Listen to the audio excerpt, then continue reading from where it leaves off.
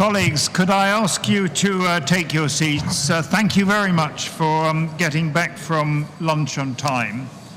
And while people return to their seats and sit down, may I draw your attention to the folder which each of you have on your desk, which of course reproduces The Girl with the Pearl Earring, one of the many fantastic paintings and works of art at the Moritz House, which, since I came here one day early, I took a little bit of time off to visit, and it's a truly remarkable museum. It's been closed for several years, being renovated, but reopened just a few weeks ago.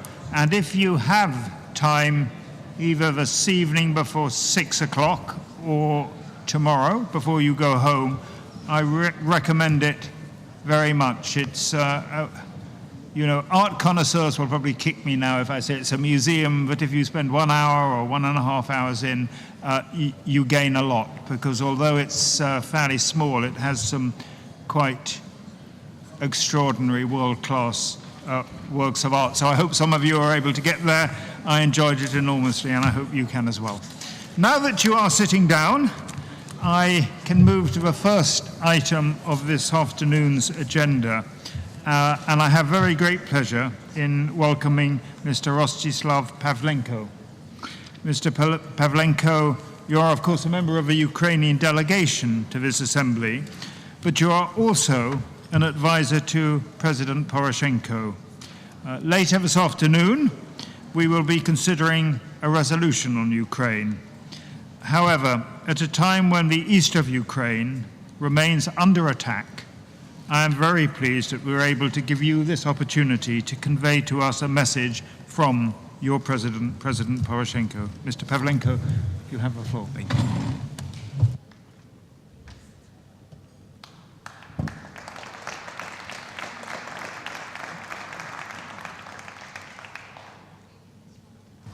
Dear Mr. President, dear distinguished participants, ladies and gentlemen, it is a pleasure and honor to be here and address this High Assembly, especially at a time which is very important for Ukraine. As you know, we commemorate 1 year from the Revolution of Dignity that actually brought people to defend for their rights and to defend their right to set the course of the country, which is European and Euro-Atlantic integration. Also, we commemorate in these days the more than 80 years of the artificial famine that killed millions. The Stalinist regime showed what does it cost to lose a statehood and not have one's own country. That is why it is so important to stand and defend the sovereignty and independence of our nation, which is happening in the east of my country. And that is why it is so important that we are together with the friends. And I am privileged to convey to you the message from the President of Ukraine, Petro Poroshenko. And it runs as follows. Dear Mr. President of the Parliamentary Assembly, ladies and gentlemen, I would like to express deep gratitude for the continuous support of the NATO member states to the independence and territorial integrity of Ukraine, as well as for the condemnation of the aggression of Russia. Our country is decisively restoring the political course of integration into the Euro-Atlantic security space. The course reflects the desire of the Ukrainian citizens. Nowadays, Ukraine is forced to protect its sovereignty and territorial integrity, strengthen the defense capability and democratic institutions, implement the necessary political and economic reforms. In this regard, we need urgent and effective support from our partners in the alliance. Only together we can overcome the serious threat to European security posed by illegal actions of Russia. Currently, Ukraine is at the forefront of the fight against terrorism in Europe. Together, we need to stop the aggressors and force them to abide by previously reached agreements and immediately stop further bloodshed and murder.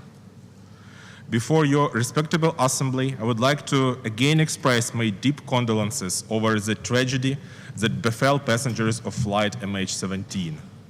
Ukraine makes every effort to ensure that the investigation of this crime continues. Restoring peace and bringing to an end the large-scale conflict in the eastern part of Europe is currently our main task in the framework of protection of the truly unified Euro-Atlantic security area. Sincerely signed, Petro Poroshenko. I would also like to say a few words. Unfortunately, Mr. President had no chance to come here as he is hosting an official visit to our country, also from a member state. And yet another thing I would like to say is I would like to express and pass the cordial thanks to Mr. President Hugh Bailey for all his efforts he made on his position, and we will never forget the days during the Maidan when you found it possible to come and bring the delegation and be on the Maidan and see our struggle and help us. So thank you very much, Mr. President, and all the best for this topic.